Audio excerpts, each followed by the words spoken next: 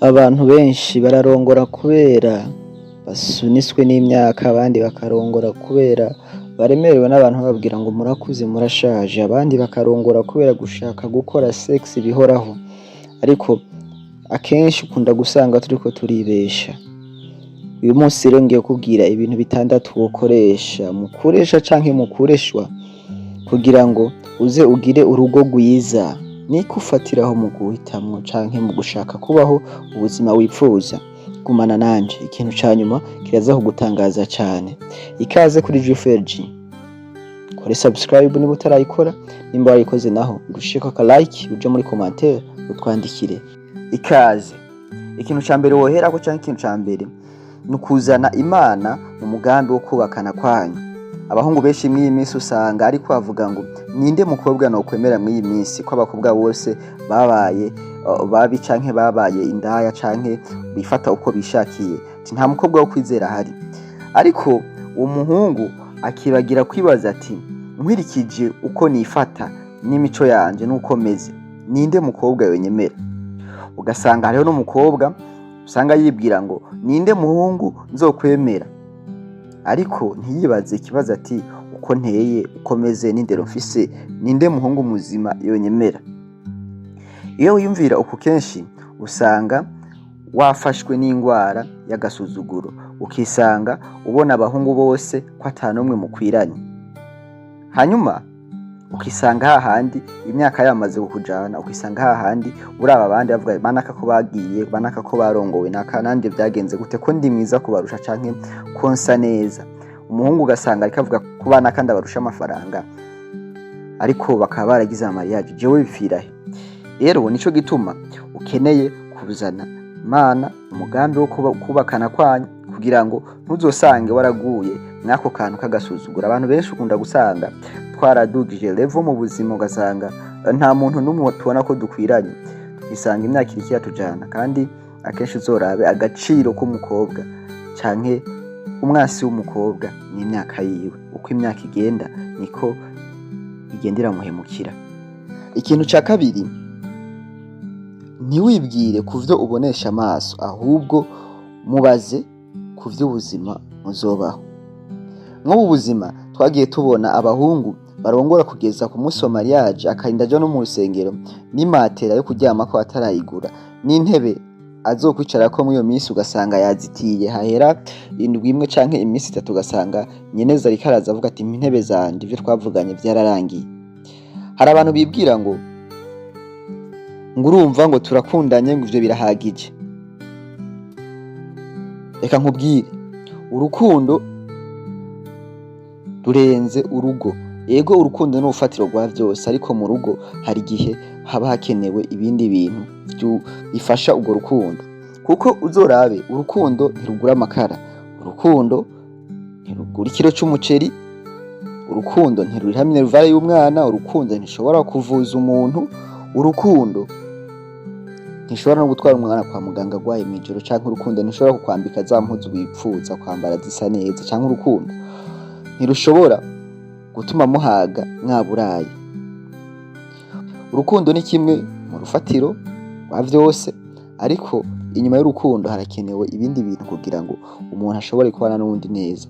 Kandi inyuma y'urukundo harakenewe ikintu bita responsabilité. Rero ureke kwibwira ivyo ubonesha amaso ngo kubera nkunda ngo ntabandi nzoronka nkunda nkuriya, ariko usange responsabilité ntakiriyo, naho nyene uzobaho utishimye. Ikintu ca gatatu, kutarondera guhindura mugenzi wawe ngo amere nkawe. Kimwe mu bintu bitugora ni ugushaka gufata umugore wawe canke umugabo wawe ngo amere nkawe. Ibintu ntabwo bishoboka. Imana iguhuza canke Imana ihuza abantu babiri badahuje kugira ngo buzuzanye, nigo rugo. Rero cane cane abantu bakomeretse bafata abantu bose akabashira munsi ibikomere vyiwe, agashaka ko babaho nk'uko yabayeho.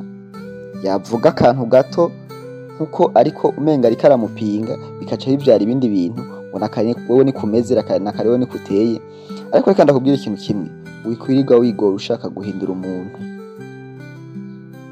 Mugenzi wawe ushaka guhindura, nawe arashaka kuhinduka nkawe. Ariko ico womenya coco, iyi ni devoir utazigera utsinda guhindura umuntu, kuko umuntu wese afise kamere yiwe, afise uko ateye. Yego ushobora kumubwira ico udakunda mukagihurizako, ariko kumuhindura amere nkawe ntibibaho, kubera yuko n'iyi si uravye iyo iza kugira abantu bameze nkawe bose bateye nkawe ibimeze gute. Niyo mpamvu usanga hariho abarebare, hariho bagufi, hariho abavyibushe, hariho abonze, hariho abirabura, abazungu n'abaki. Ibi vyose ni kugira ngo isi tuyibone nkuko tuyibona uno munsi, kuko isi igize abantu biyumvira nkawe, isi ntawe yobora ikiraja, nawe ucumva ingene yari ibimeze. N'urugo rugize umuntu yumvira nkawe, hari ibintu bitokunda, kuko hari igihe usanga umuntu afise ivyumviro canke umuntu usanga adatwenga ari seriye, cayoza nawe ucurongora umugore ari seriyeze mudatwenga, ubwo rugo ntawe uzorutembereramwo, canke abana bakuriye mu urwo rugo baza ko bazokura bameze gute. Rero urakeneye umuntu atandukanye nawe. Ikintu ca kane wofatirako ni ukudaha isobanuro ibintu bidasobanutse. Ngo urumva ngo namufashe yasohokanye n'undi mukobwa, ngo ariko ngo yasavye imbabazi, ngo kandi yambwiye ko atazosubira. Mugenzi kandi akubwira ikintu kimwe, umuntu ntiyakora ikintu akubwira ngo iri ni irya nyuma, umenye ko irya nyuma ritabaho mu buzima. Uwakoze rimwe yobikora n'uwundi munsi. Mugenzi ukumva ngo avuga nabi, ngo mbwa ngo usanga ari stress nyene, ngo kubera ngo atameze neza mwino minsi, ngo ariko ngo nisanga ibintu bimeze neza.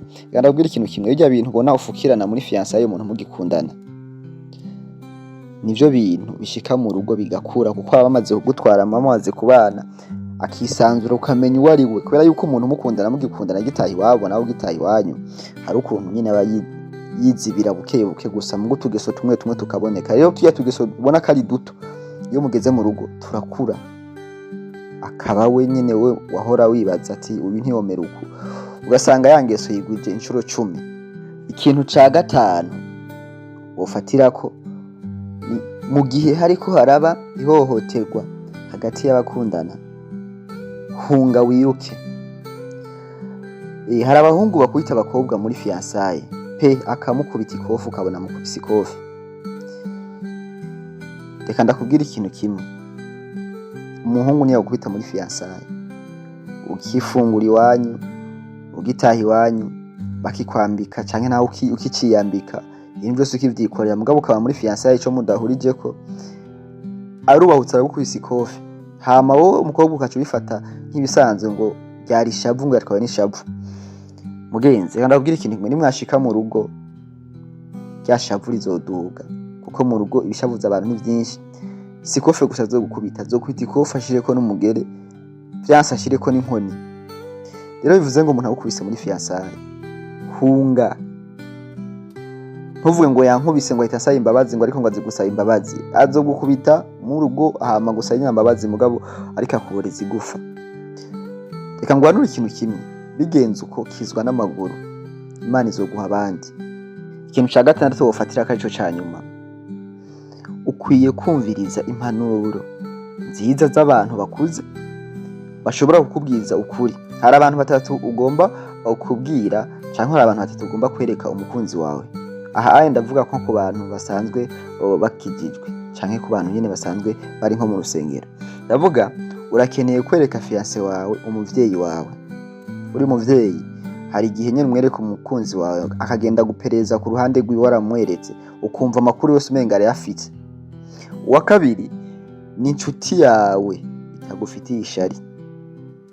Nimba usanzwe ufise inshuti yawe itagufitiye ishari, urayereka umuntu wawe, kuko nikubwiza ukuri avuga ati ujya muntu ntagukwire canke bimeze uko. Hama umuntu wa gatatu ni ukugenda kwereka umupasiteri wawe canke umuntu akurongoye, ko abantu bose dufise abantu badutwara, abantu usanga twemera nk'abapapa bandi bo ku ruhande, ukumva ico bavuga ku uwo muntu canke ukumva ivyo baguhanura. Hanyuma warangiza kuvugana nabo bantu, ukagenda ukicara ahantu ha wenyene ukanariza ibintu baguhanuye canke ivyo bakubwiye, ugafata ingingo ku giti cyawe wenyene, kubera ko mu rugo n'uzoba hari n'umugore wawe. Abo bonse uzoba wahanuje so bazoba bari, ariko biba byiza iyo bahanuje kugira ngo umenye ingingo ufata, ugafata ivyumviro by'aba bantu bose ukabishira hamwe, hanyuma ugafata ingingo. Ngibi ibintu bitandatu ushobora gufatira ko mu mbere yuko winjira mu rugo canke imbere yuko uhitamo kubana n'umuntu, kandi bikagufasha mu buzima bwa misi yose. Jewe wumva Niyo ijufu kuri Jufuji mwakoze gukurikirana ikiganiro. Nimba hari ico gufashije twandikire muri commentaire, nimba hari topic ushaka ko tuvuga ko naho twandikire muri commentaire tuzokwishura. Murakoze cyane.